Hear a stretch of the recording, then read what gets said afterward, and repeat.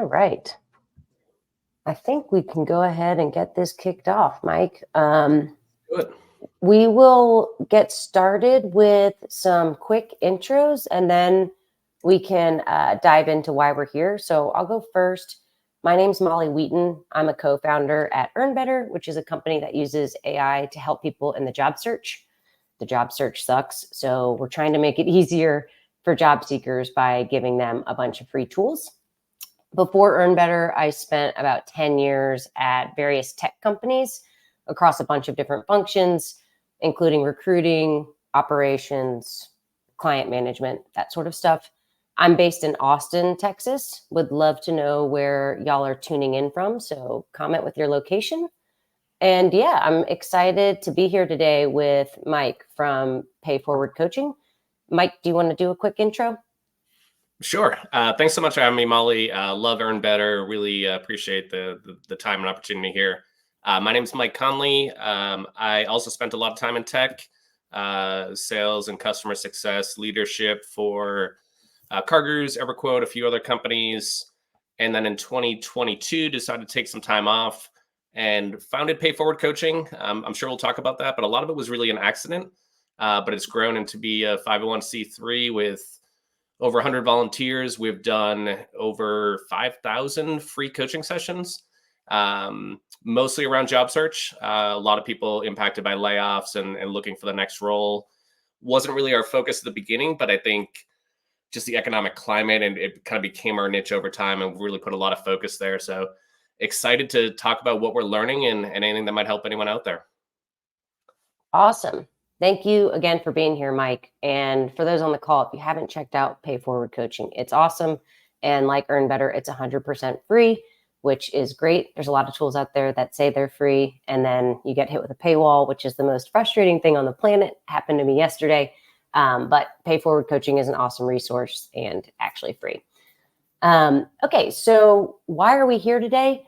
Mike and I were chatting about doing an event together that could help job seekers. So he got together with his team of career coaches, and they're working with job seekers every day. And they figured out what are some of the most common questions they receive from job seekers. And so we're going to go through those questions today, and then we'll open it up to Q&A from the audience. So please comment and ask questions throughout the event. I'm going to try to stay present in the conversation with Mike. So I might not be reading all of your comments in real time, but we're going to review those once we get through the topics, and then we'll start answering those. We'll get to as many as we can. If we don't get to your question, just follow up with one of us, one-on-one after the event. We'll try to get back to you. Okay, let's get started. So first topic, in today's market, it's common for job postings to get a ton of applicants in a relatively short amount of time. So based on your experience, Mike, how can an applicant stand out from the crowd? So I think there's a lot of different things people can do. And one of the guiding philosophies, at least I have, is be authentic to yourself. I think if you go too far outside your own comfort zone, it feels unnatural. It doesn't feel great, and you're probably not going to get great results. But general things that I talk to a lot of people about is, you're right, the number of applicants for most roles out there is overwhelming, right? I think it could be depressing. And I think a lot of people fall into a trap of saying, I need to apply for even more roles just to kind of catch up and get lucky somewhere. And I work with people and I tell them to go the other direction and be very, very targeted at what you're looking for a few reasons. I think one of the best ways you can stand out, differentiate yourself, is to have an application that is very targeted for that role. Like, that company, the position.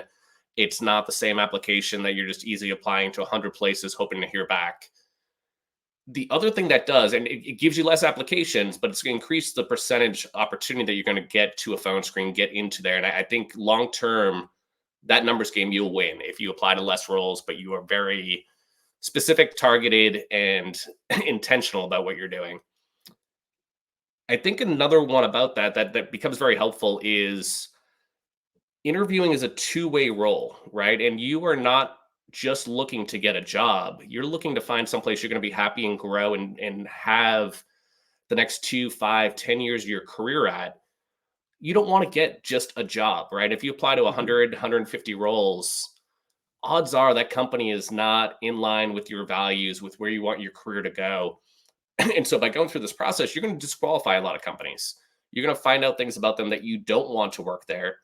And that's a win. And it probably doesn't feel like a win at the time when you're looking for your next role and you might be stressed and anxious about it. But you will find that company where the people, the values, the mission, whatever's important to you is going to, it's going to be there. And it may take a little bit longer to find, but again, I think in the long run, you really win if you're very specific about it. The Yeah. other thing I would say, sorry, I don't know. Bonnie. One thing I would just say on that is just I totally agree on finding the right fit and that paying dividends down the line. Because if you just join any company or take any job, chances are in 6 months you could find yourself in the same position, which like you don't want that to happen. So, but sorry to interrupt. I just thought that was a very good point. No, that's great. I think the other one is getting to know the people at the company. I think a couple of years ago, not too many people were reaching out directly to the hiring manager before they applied or while they're applying. People are well coached on that now, so I think that's a really hard way to stand out. But what I tell people to do is get to know other people at the company, talk to potential peers who are in the same role that you're interviewing for, talk to someone who's in a completely different department. With LinkedIn, with Slack communities, if you haven't tried it, you might be surprised how open people are to helping. I think a lot of times people get intimidated.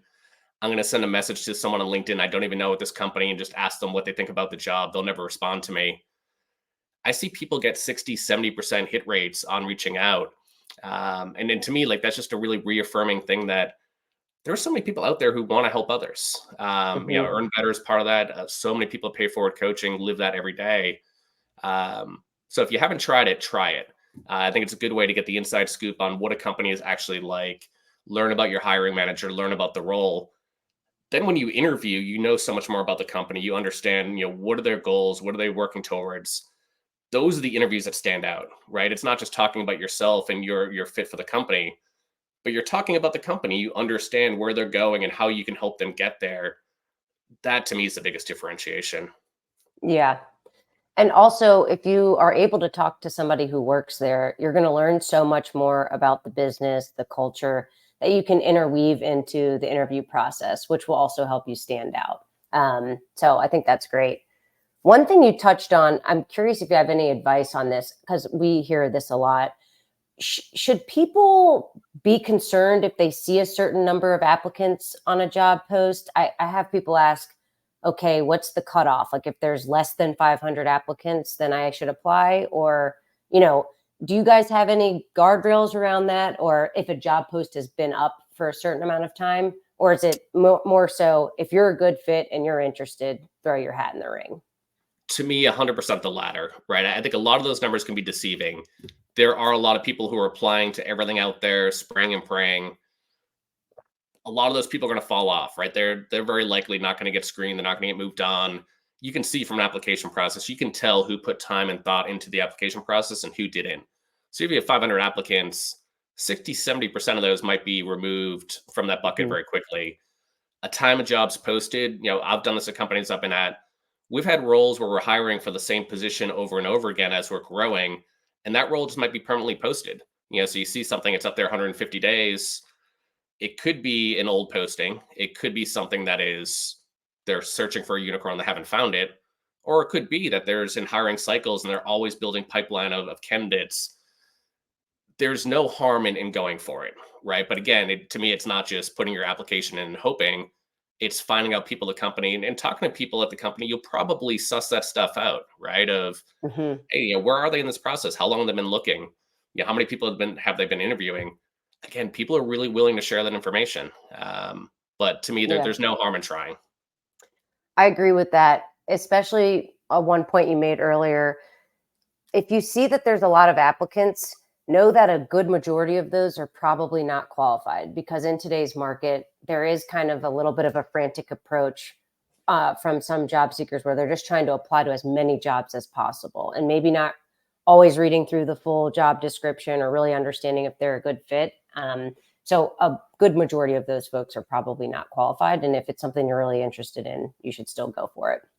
That's right. We had one person comment that in her last interview, the job description was nothing like what the hiring manager was looking for. That was a tough one to adjust to on the fly. It didn't seem like she cared. That is really tough. I also honestly think that's kind of a red flag and something I'm not saying that I would completely walk away from the opportunity, but it would probably, signal some alarm bells in my head if the job description was very different from what she was describing. It just feels like maybe they aren't like 100% aligned on what they're looking for, which can lead maybe not to like an ideal scenario. For sure. Again, interviewing being a two-way street. If you have a bad interview process, right? People are late for an interview. The expectations from the job description aren't matched up to what actually happens in reality. Just take that as a win that you found out the information that it wasn't a good place for you to be. Um, Something else that's really interesting about that too is I think you can find out a lot by reading the job description. And one tip I've given to people is read a lot of job descriptions, even stuff that you're not interested in from the same company. Read other job descriptions they have. And sometimes you'll see that they're pretty much copy and pasted, right? You have very different roles, but all of the responsibilities, expectations look really, really similar. If they're not taking the time to write a detailed, specific job description for the actual role they're hiring for, that's a huge red flag for me too, right? Like they're not really putting the thought process into what talent are they trying to attract to them. If they're just kind of rushing through it and getting a job posted, it probably tells you a lot about how they operate the company. Mm-hmm. Totally. Good point. All right, I'm going to go to the next question. And we've touched on this a little bit, but we all know that networking is really important in the job search. Can you share your thoughts on kind of the best ways to build your personal network? Sure. So I personally, and it's kind of ironic given what I'm doing now, but I hated networking in my career. And I go back to the authenticity, right? It just felt very fake. It also felt very selfish, right? Like when I thought about networking, I thought was like, I need something. So I'm going to go find people who can do something for me, right? And that just felt, again, unnatural, but it felt selfish. It felt like it wasn't a two-way street. So I think number one is just to get comfortable with the idea of networking. And again, realizing you're going to find so many people who are eager to help. And one thing that got myself to network more was remembering that everyone is at points in their life in a point of need, and everyone at points in their life are a time where they can give more, right? So if you're in a point where you're in a job search and you're looking for favors from someone, or you're looking for someone's time or someone's input, you can always give that back to someone else in the future, right? And that kind of give and take in my head made me a lot more comfortable that when I did have to ask, I'm not comfortable asking for stuff. And in my head, it was almost a mental note of, okay, well, I'm in debt. I'm in debt here. I'm asking for three favors, but I'll give three back, when I'm in a different space. And that got me a Mhm. lot more comfortable with it. I Yeah, think, I think that's a good point. And I also think taking that sort of mentality when you're reaching out to people, the like pay it forward type mindset is important because networking is a two-way street. And you want to make sure that you're making it clear that like I'll do what I can, in the future. If there's anything I can do to repay the favor, let me know. A lot of people are just good-hearted and want to help, but I think that sort of approach can sometimes land better than just like straight up asking for something. That's just my opinion. yeah. A couple of things I would think about is I think people really underestimate how much of a network they already have. I think a lot of times when we think about networking, it's, I've got to go to events and meet strangers. I've got to go on LinkedIn and post stuff, and I don't feel comfortable doing this. Um, you think about all the people you've worked with, all the people you've met in different situations. Think about all of the compounding effects of people who know people who can introduce you. Where like that feels like a lot more natural. Of hey, I've got a friend who works at this company. Like, let me connect you to. Like that is really powerful networking, and I think people would be really surprised if you start to put to paper. All right, let me think about people I worked with in the past, and look at LinkedIn and see what they're doing, and connect with them. And do they know of an opportunity, or if I'm looking at a specific opportunity, are they connected with someone there? And that spider web gets very deep very quickly, where you might be surprised of, it's not about going and get new people. It's about reconnecting with people you already know. And Hmm. Molly, we talked about this. I couldn't agree more. They're almost always willing to help, even if it's been a long time since you talked, even if you weren't that close when you worked together. I do think the vast majority of people are happy to help other people. Um, and I know I still feel that way, even if I'm super busy, even if I've got a lot of stuff going on. If I hear from someone that I haven't worked with in a decade and they say, "Hey, I saw you know someone over there, can make an introduction?" I'm so happy to hear from them. And I'm so Yeah. happy to make that connection. I think that's most people, right? I think that's the vast majority of people. So don't be scared of it. That might be the overarching advice, because I think networking has a stigma attached to it. Even the word, right? Like, I feel weird when I talk about networking, because it feels Heavy. fake. It feels like you're just taking. And I talked about LinkedIn. I'm a huge fan of LinkedIn. You post something out there, again, if you post that you're looking for something, people will respond and people will help. Um, Posting responses to other people, comments.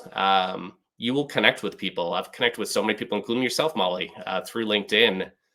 It's amazing. I've had job opportunities come through LinkedIn purely reactively. And Hmm. if you are comfortable posting content, I am not an expert in anything, right? And I don't try to pretend to be. But if I've had an experience, I think someone else might be going through and could benefit from hearing someone else going through it, I'll post something on LinkedIn. And at first, it felt very awkward. But now I've got this repository. If someone's considering me for a position, I think they can really get to know me by just looking at my profile and seeing what I've posted, and they get a sense of who I am and what I'm about. I think that could be, going back to the actual job search, that can be a really big differentiator, where a recruiter looks at this and now you're not just a piece of paper and a cover letter, but LinkedIn feels a little bit more 3D, where you get a sense of who a person actually is. Yeah, I really like that. Um, and you already touched on my follow-up question, which was like for people that are like nervous or intimidated by the prospect of networking, it's just getting started. And you'll realize very quickly that there are a lot of people out there who want to help. And sometimes it's just an informal chat that doesn't lead to anything, but you've made that connection. And you never know when you might be able to help them or vice versa. It could be in 6 months or 6 years, but I think once you get started, it gets less and less intimidating.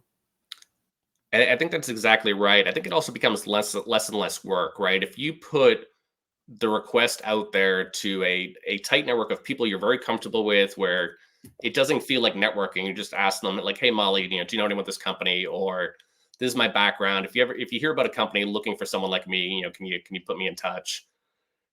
And then you might go to your network and say, "Hey, I've got someone I know that's looking for something. Does anyone have something?" And other people do that, and all of a sudden you have this exponential growth, but you're not doing the work. The other people are doing the work for you. And Hmm. and work is a heavy word for just saying, "Hey, can you help? Do you know someone here?" Right? It's not a heavy lift for people, which is, I'm sure, a part of the reason why so many people are happy to do it. Yeah, totally. And the point you made earlier about it's give and take. So also just make sure you're paying it forward when you're able. And we're not always in the position where we can pay it forward, but just kind of keep it in mind, when you are in a better spot or in a position to help somebody and they reach out, okay, someone did this for me a couple months ago, so I'm going to help this person. Because I do think a lot of it is like you get what you give, and just making sure that it's not completely one-sided. Yep. Okay, cool. Next topic. It's something we hear about often, and it's a serious one. Talking about the feelings of isolation and failure during the job search. People can be doing everything right and putting in all the work, but still face, constant rejection, or even worse, hearing nothing at all. So, would love to kind of hear your thoughts on, what you hear from people on this topic and how you kind of respond on that. Yeah. I'm honestly a little embarrassed. When we started pay forward coaching and started talking to people, we talked to a lot of people who've been through layoffs, and I thought the conversations were going to be like very tactical, of like, okay, like, what are you looking to do? Let's fix your resume. Let's figure out what do you want to apply to. Let's do interview prep.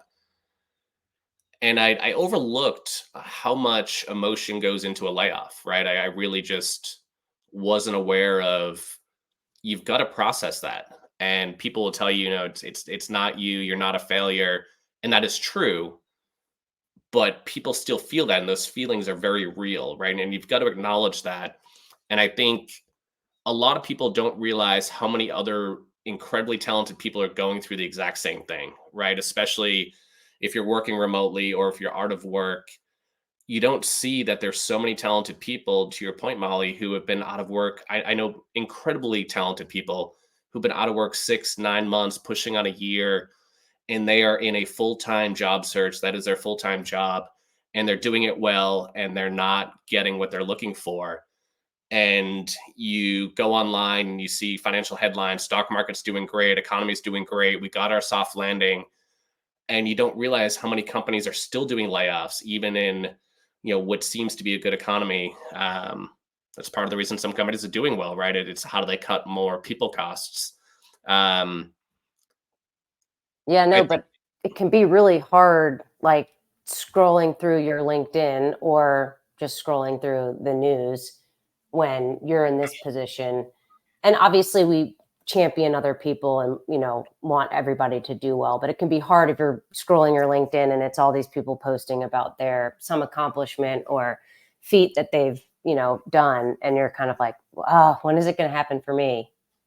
yeah, LinkedIn is a greatest hits, right? People are rightfully so going to post the stuff that they're proud of, that things are going well, and many less people are going to post the challenging stuff and the stuff that, you know, doesn't feel great.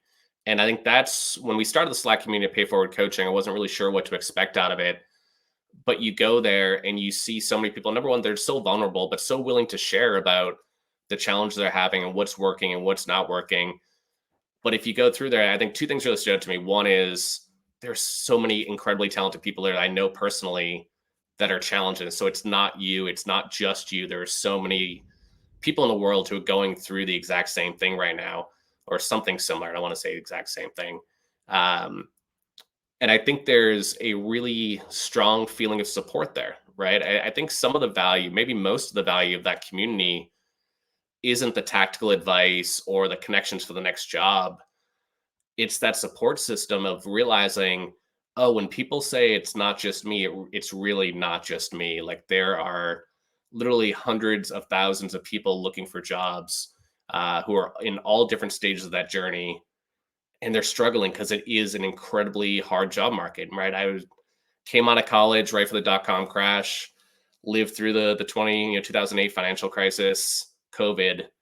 This is by far the toughest job market I've seen in my career, um, which feels like it shouldn't be the case. You know, again, given Hmm. where you see strong unemployment numbers, right? And then, okay, well, what are they actually counting in that number? Um, it's Yeah, hard, and I think it helps people to know that it really is that hard, and what worked 3 years ago may not work today. totally.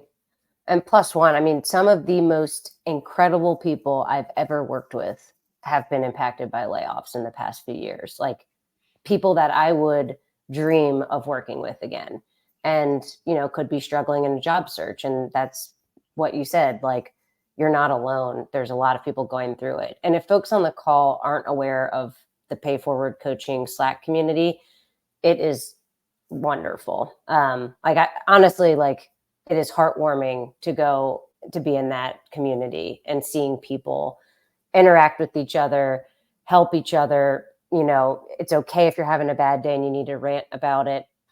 And other days you might be motivating folks or sharing insights or knowledge.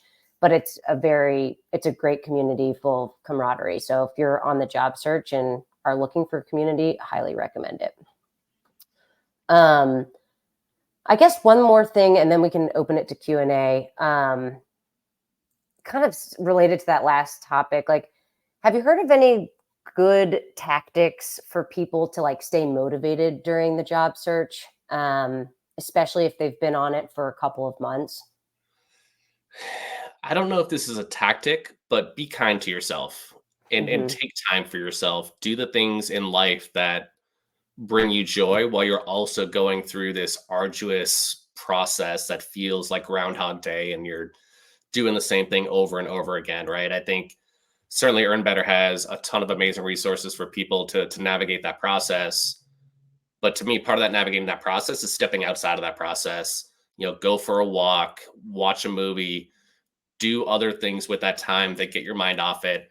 I was never a big believer in kind of like flow and being in the right mindset. And over time, I've realized that is absolutely true for me. Like there is certain times of day, certain moods I'm in where one type of work is much better for me to do than others, and sometimes it's better for me not to work at all. Right? Hmm. I've tried to listen to myself and realize like when do I feel motivated, right? Like sometimes you wake up and you're like, this isn't the day for this. And I'm going to trudge through it. And you're probably not going to do the best work. You're probably not going to be as efficient as you could be. Give yourself that grace to do something else. Take some time away from it and come back to it when you're ready and motivated and excited about it. Yeah, I think that's great. Really important to focus on yourself, prioritize things outside of the job search. And I know it's your number one priority. Everybody's thinking about when I need that next paycheck, I need to find my next job. But if you do 100% on the job search week over week, you're going to just be like really burnt out. So it's important, yeah, whether it's going on a walk, hanging out with your dog or your kids, just making some time for yourself outside of that. Yeah. Okay, so we have a few minutes, so I'll go through some of the questions. Let's see. Um, what's the best way to stand out if I'm trying to make a career switch and don't necessarily have direct past experience in the industry? I can So go my thoughts, first, or you want to go first, Mike? no, go for it. Um, so I would say, look at what skills you have and then what skills they're looking for and highlight your transferable skills. So anything you've done in previous jobs that correlates to the one that you're applying for, focus on that. And if you get an interview, one thing I would focus on in the interview is kind of how quickly you've picked up new industries or skills in previous jobs. So, if you have had to learn a bunch of new technology systems or about a completely new customer base, whatever it might be, highlight that so that the hiring manager knows that you've been in situations where you've had to, learn on the fly relatively quickly. I don't know what you would add, Mike. Yeah, I love that. One thing I would say, and we haven't talked about this, we see so many people who are using a layoff as an opportunity to make a career switch to do something that they're more passionate about. And I love that so much. We talk to so many people where like, I've been in this industry for 10 years and I hate it. And it's just like what I've done. And it's almost like this light bulb goes off of, I can do something I care about. I can do something that, again, aligns with my values. So I definitely encourage people to use that of, is what you've done in the past, what you want to do in the future. And if not, this can be a great opportunity and timing, kind of the silver lining to this is make that leap. I love what you said about, the tactics around that, Molly. The other thing I would add is own the fact that you haven't had that experience, right? Like don't try to kind of like finagle it together. You absolutely want to take, what experience is relevant, even if the exact job experience isn't the same. I'm a huge fan of cover letters. And I would write a very thoughtful cover letter about why you want to work at the company, why you're making a career switch.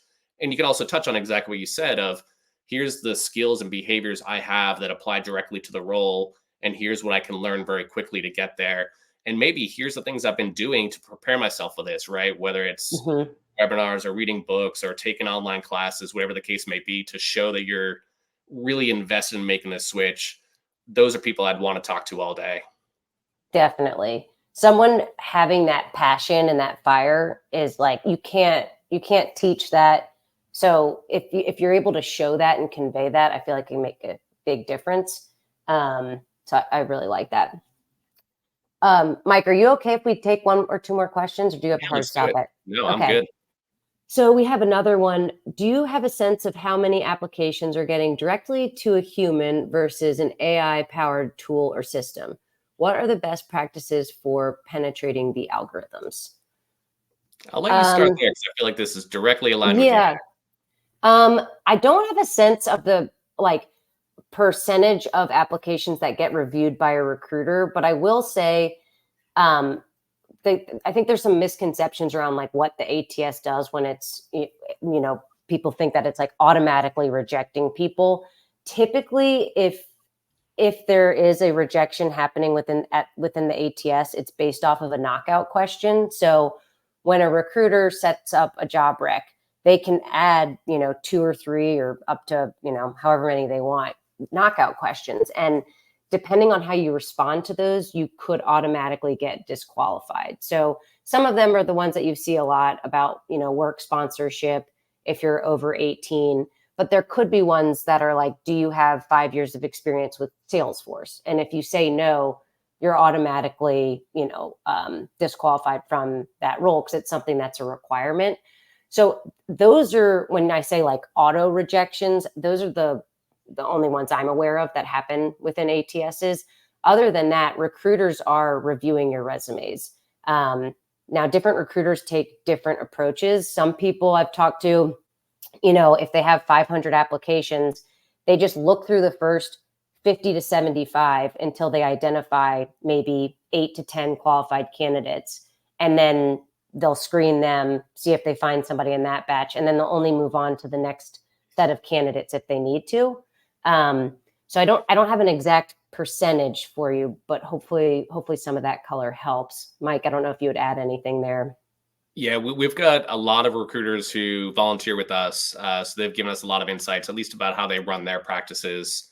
And they were reviewing nearly every resume. The ones that we talk to, and then this may not be the same for everyone, they're looking manually even at the knockout question ones, right? Because I think people realize that no job description is perfect, right? And if it says 3 to 5 years experience, would I hire someone with 18 months experience who, is excellent at everything else? Absolutely. And I think recruiters generally have a pretty open eye to it. So I wouldn't focus so much on the algorithm versus just tailoring your resume, your skills, everything towards that specific job and company. To me, that's how you win. But you're going to win with a human, not with a bot. At least I think that's still the case. And then, one plug for Earn Better for best practices. If you want help customizing your resumes, we have a tool that will do that. It's completely free, and it basically parses the job description, and it will identify any keywords or skills that you might have missing. We won't just blindly add them to your resume because you need to confirm you actually have that experience. But we would say like, hey, you don't have Salesforce listed. You might want to add that if you have it. So if you want help tailoring resumes, that's a good free option.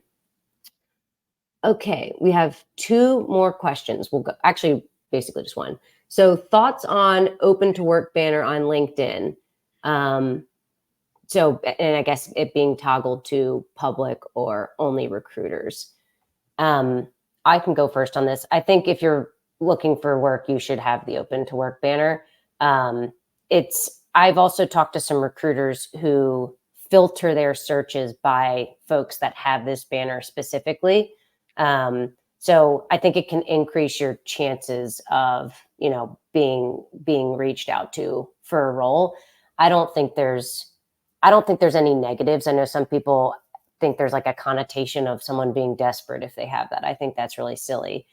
I have heard a few people though say that they've gotten, reached out to by like scammers or people kind of that are, being predatory to job seekers trying to like sell them their services. That's, probably the only negative, but you can use your gut and your judgment to kind of weed those out. Yeah, I agree completely. I think people feel a stigma about it, but I don't think recruiters, anyone, hiring managers, I don't think they have any stigma about it. It absolutely increases your visibility. But yeah, I think a lot of that is those personal feelings of still processing that layoff. But I think thankfully a lot of stigmas that used to exist, including the job jumping, right? Like, oh, you've had 3 jobs in 3 years. We're not going to look at you. I do think between COVID and layoffs, that's largely disappeared. I think job gaps are no longer a question for the vast majority of hirers. So that's some good progress. I think the open to work banner is the exact same thing where no one looks as a negative. Everyone knows someone who's been impacted by a layoff. Everyone knows someone, like you said, Molly, who's amazing at what they do, and you're so surprised that they were impacted. But it really isn't about talent, and a lot of times it's about money. And the higher performers who are making more money are being let go, which to me makes no sense from running a business, but it's happening. Totally. Yeah, I mean, the amount of people I know that have been laid off who are like absolutely incredible. It's mind-boggling. But I totally agree with that. Okay, so we're 5 minutes over. And someone asked for the Slack link to pay forward coaching. I dropped that in. Definitely check it out. And if you're looking for free support in your job search, also check out Earn Better. And if you have questions on either of those, reach out to Mike or myself. And then lastly, if you have any feedback on this, what was helpful, what was interesting, if we did another one, what you'd want to hear more of or less of, definitely let us know. Otherwise, thank y'all for tuning in. We really appreciate it. And happy Friday. Bye, everyone. Thanks, Molly.